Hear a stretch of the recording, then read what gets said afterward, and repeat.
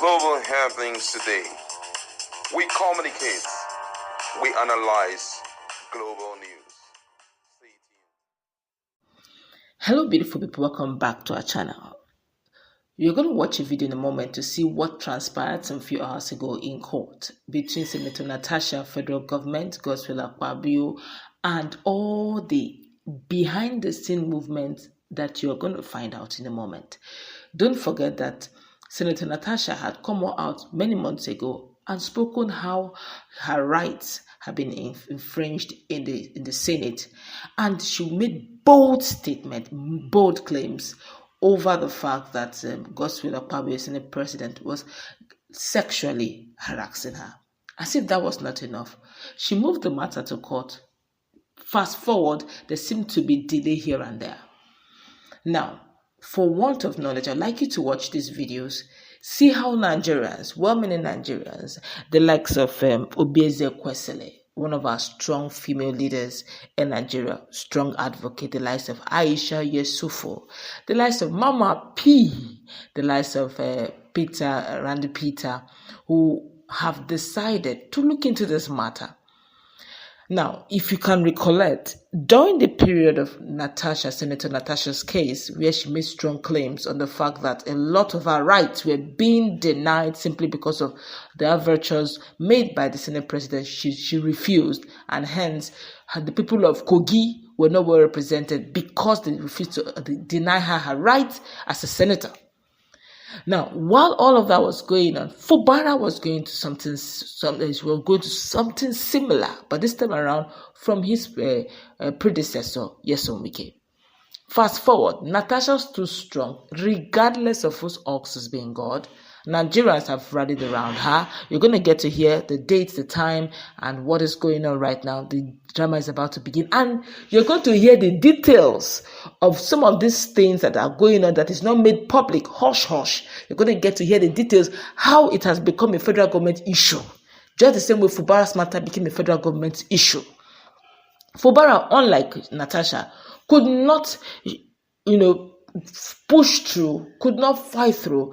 He discovered that there were heavy political weight, powers that are beyond his imagination. He had to cower in, he had to cave in, and he was even agreeing to Mr. President that he did the right thing.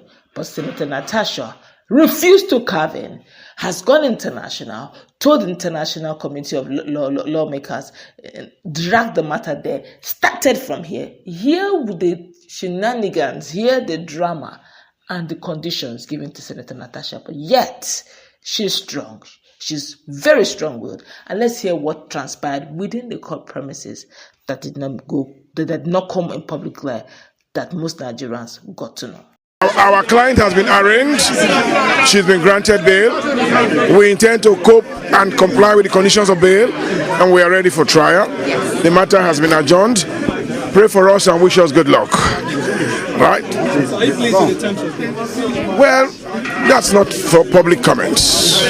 But so far, we have her here, responsible, popular, and well conducted. We are very grateful to Nigerians for their love, prayers, and support. Thank you very much. I feel sad. I feel saddened that we're here doing this when there's so many things that the federal government should be focused on. The federal government decided to charge Senator Natasha to court. And the fact that she's not even built on self-recognizance, that's something, that should worry every one of us. With all the things that we have going on, how does it mean? Why is it that the federal government is not taking on the sexual harassment allegation that were made? Why are they selective in the way they're doing? It is between Senator Akpabio and Senator Natasha. On what basis is the federal government coming in when a lot of the petition that Senator Natasha herself had put out has not been done? Nigeria is in a leadership crisis, and all of us must come together to fix this issue of government. So because of this electoral reform, I just decided make we focus on them so that there will be no distraction. This case of Senator Natasha Akpabio, all of us just sit down and they look. We cannot allow this kind of injustice to continue. If truly you say that the woman, because she disobeyed standing orders, they suspend her for 6 months, withdraw her security, stop her salaries and allowances, you started a criminal recall to recall her from the Senate, that will no work, will never give up. They still talk, say all the petition where the woman talk, she raised 3 petitions, sexual harassment, malicious this thing to stop her from enjoying her legislative privileges, and abuse of office, none was attended to. Yet it no still end again. She's now in court. They say defamation against the Senate president. Today we dey high court for where the case they. I say make I just consider, make we hear whether maybe now we the case where we don't know. So make we just see the proceedings. What exactly is the case? A case of defamation against the Senate president, who be the prosecutor, Attorney General of the Federation and Minister for Justice. If a senator has a problem with another senator that is a civil defamation matter, is the Ministry of Justice the personal lawyer to the Senate president? Why is there this kind of calisthenics in Nigerian government?